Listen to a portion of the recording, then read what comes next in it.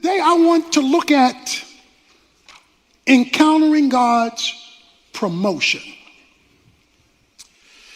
A promotion is when you are lifted from one level to another level. Many of you know what it is to be promoted in your job, or to be promoted in your experience, or to be promoted from the JV to the varsity team, to go through things that lift you to a higher level.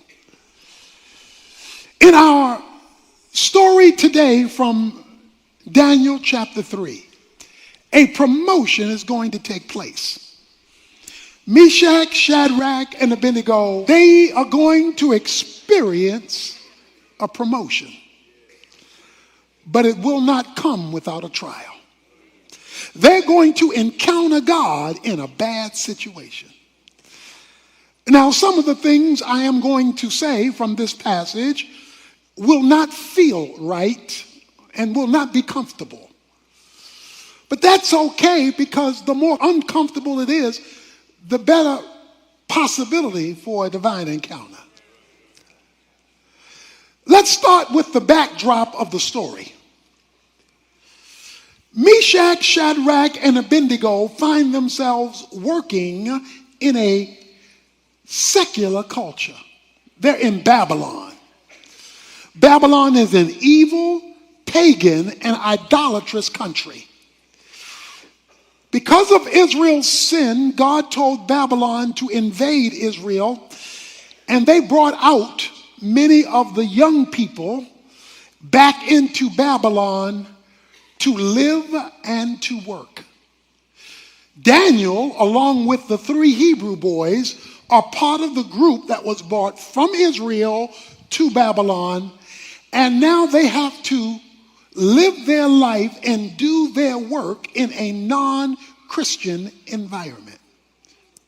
Many of you tomorrow will go to work in a pagan environment, where the people you work for and the people you work with do not share your Christian worldview.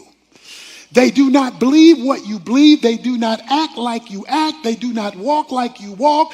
They do not talk like you talk. But that's the world you live in, because you have to provide for yourself, for your family, and you will find yourself in an unrighteous environment.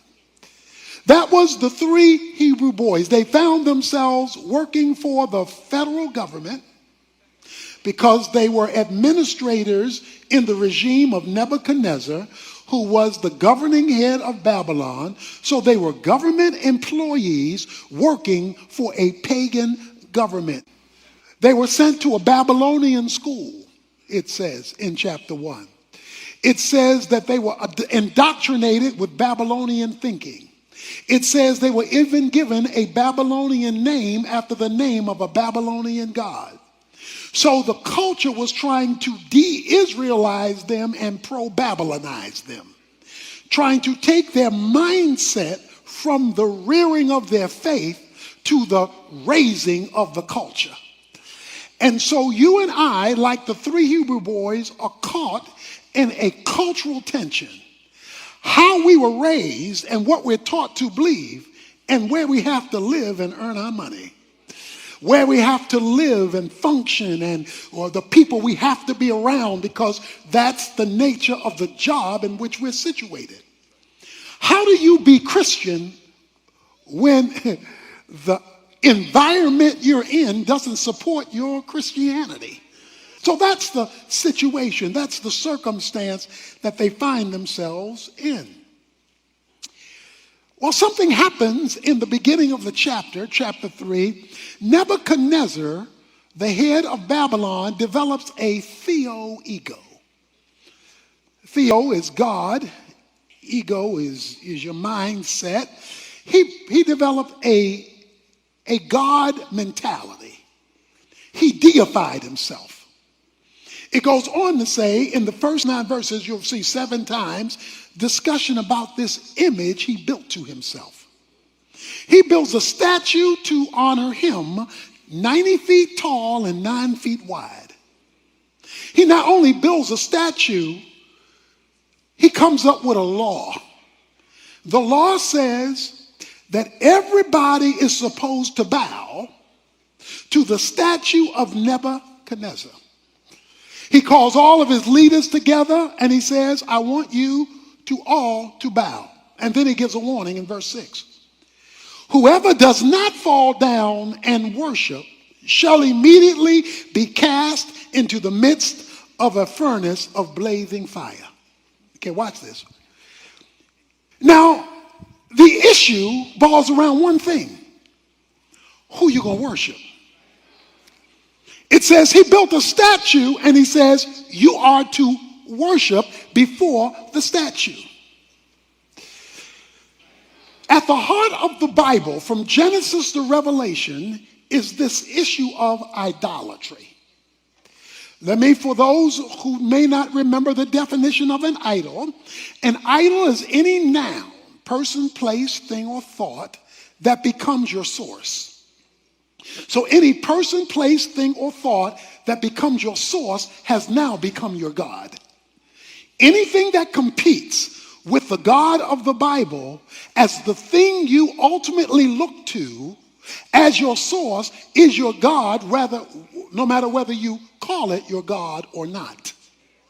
You and I live in a culture that not only wants our work, they want our worship. Because they often ask us to compromise biblical values in order to be accepted or in order to be promoted. So Shadrach, Meshach, and Abednego found themselves in a dilemma, and their career was on the line. While all of this is taking place, racism reared its ugly head. A racial dilemma takes place because verse 8 says, for this reason at that time certain Chaldeans came forth and brought charges against the Jews. So some Babylonians brought charges against the Jews. They didn't like the Jews. They didn't want the Jews working at the company. And the reason they didn't like the Jews is, one, they were Jewish, and two, they brought their faith to work.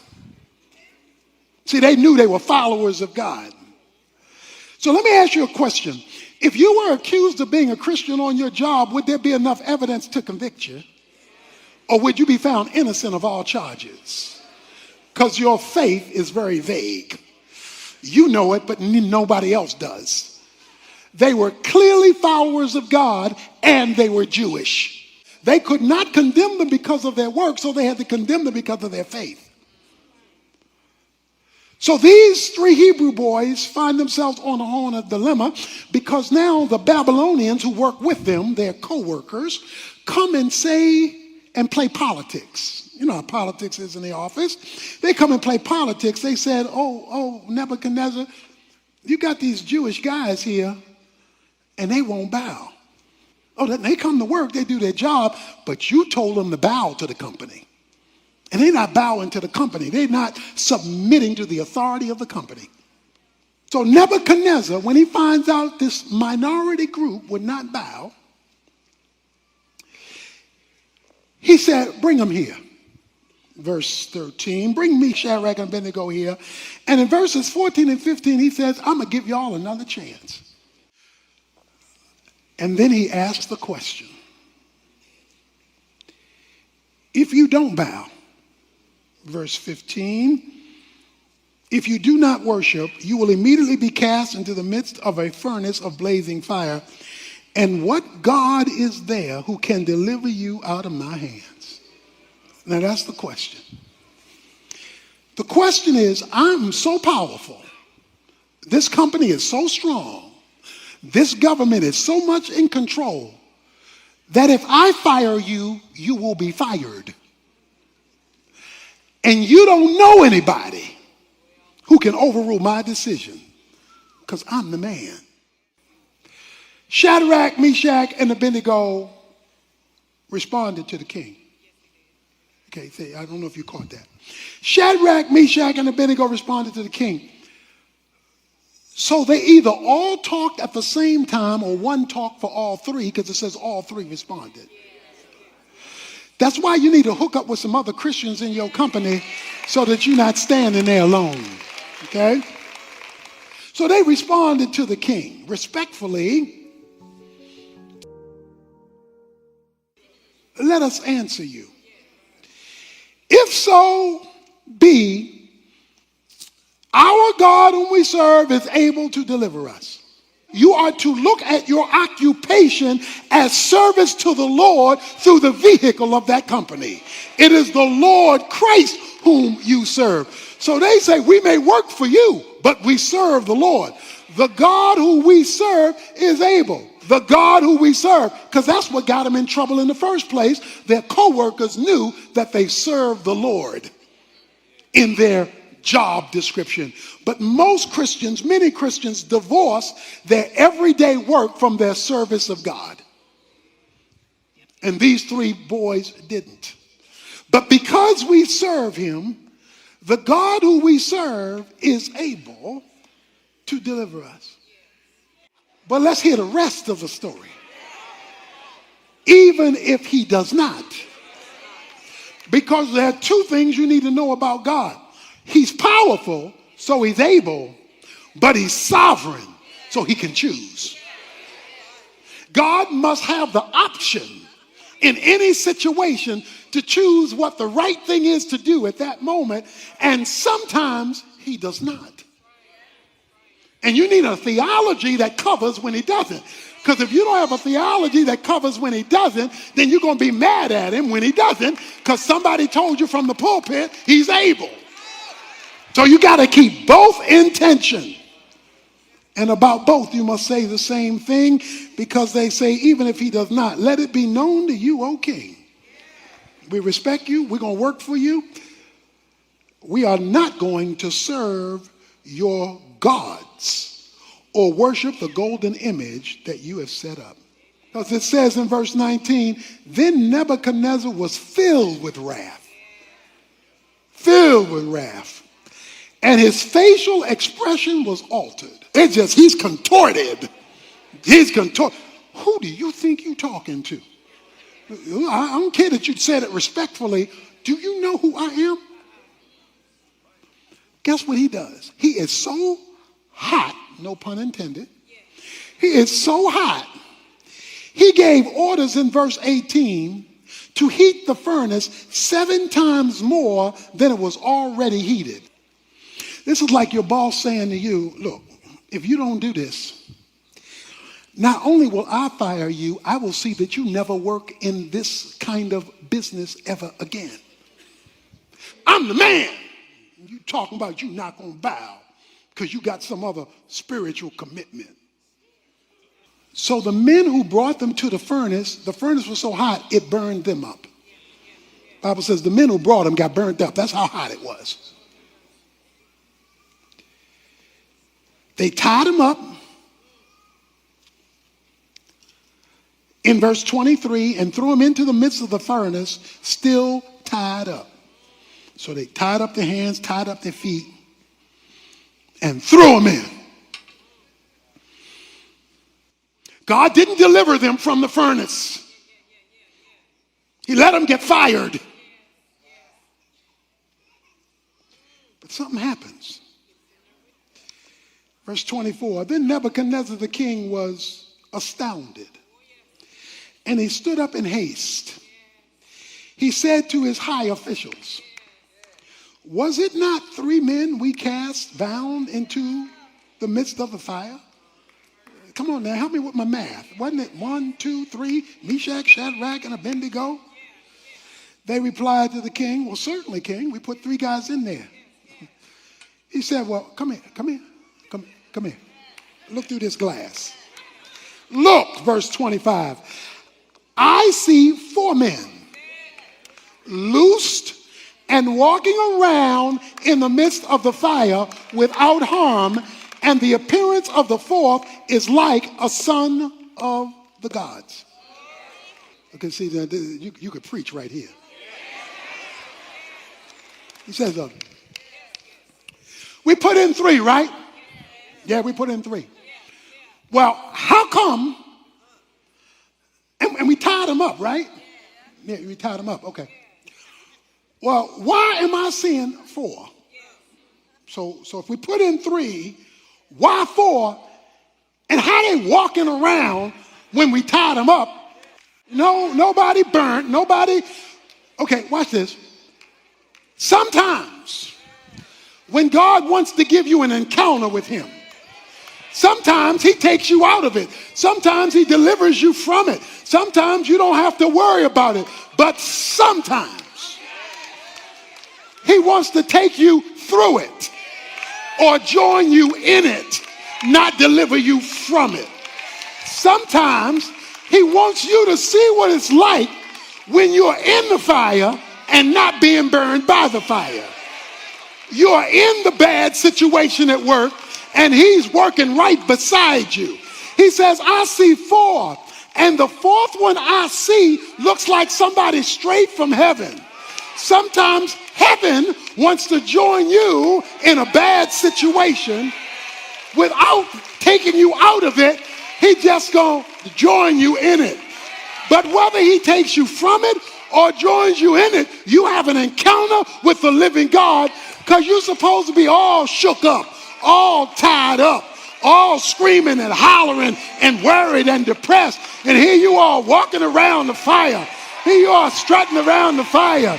Here you are moving around the fire. They messing with you at work and you still walking. They criticizing you at work and you still praising. They're making it hard for you and you still getting it on. Why? Because you know you're not by yourself. Because sometimes he wants you to see what it's like when you're in the fire with the Lord.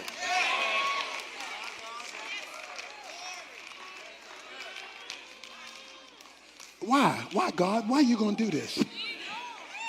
Look, I need to walk with you. I need to walk with you. Walk with me.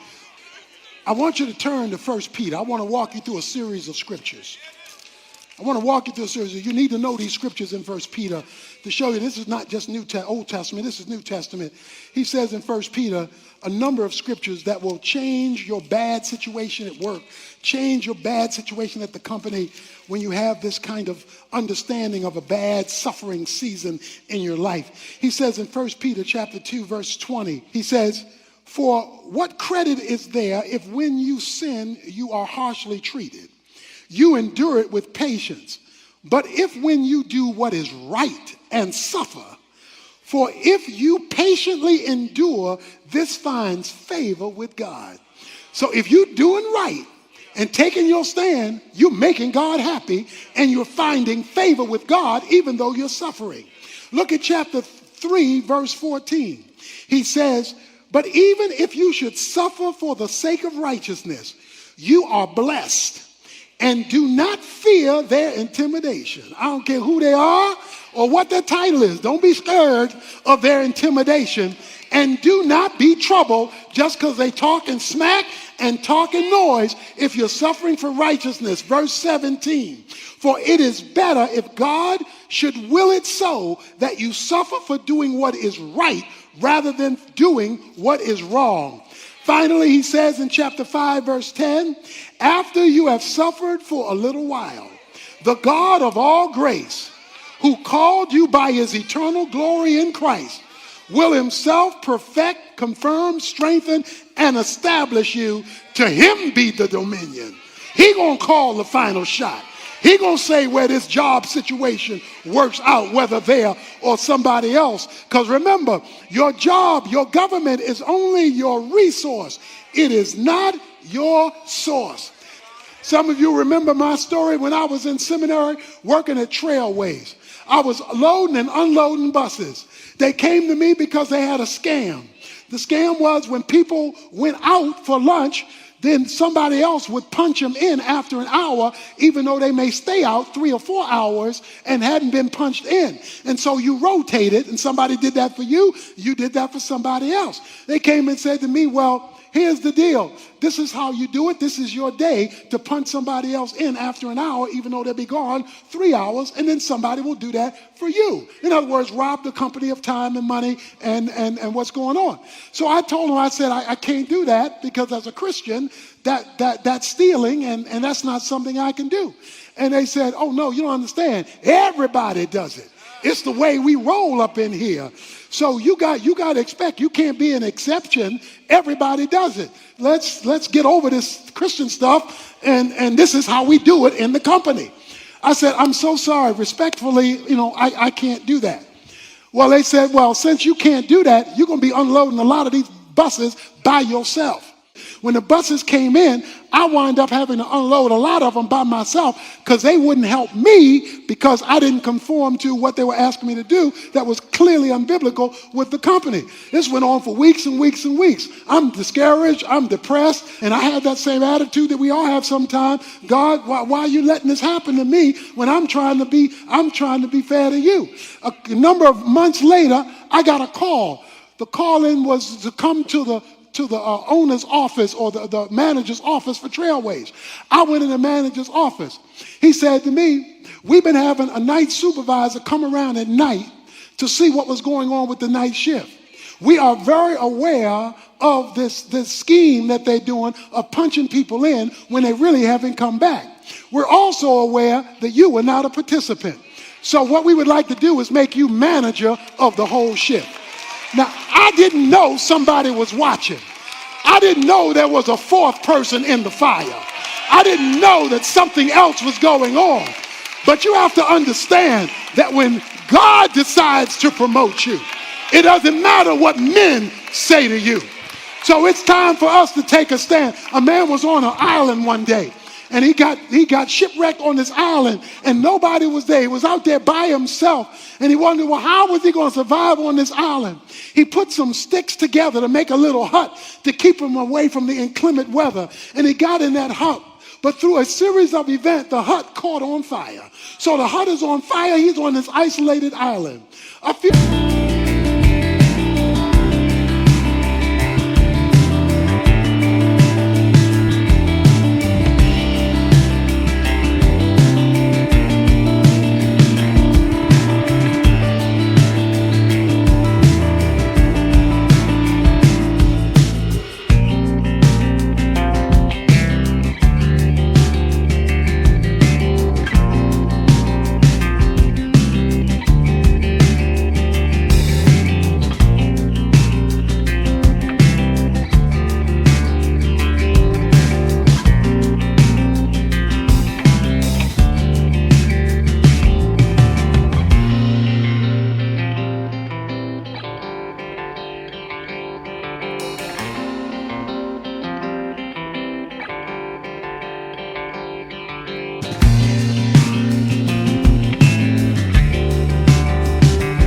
days later, a boat comes to deliver him from the island.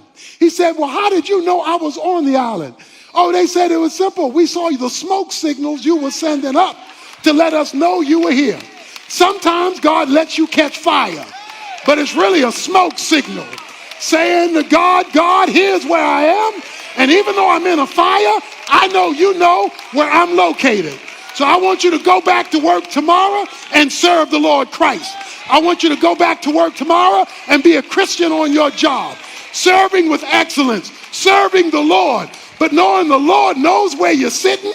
He knows how long he wants you there. He knows when it's time to move, and he knows the bills that you have to pay, and says he is your source and everything else is your resource. You can lift your head up high, and even if the rest of the folk don't like you on the job, you just find you a Meshach, a Shadrach, and an Abednego, and you take your stand for God, because God ultimately owns the company. Let's give him some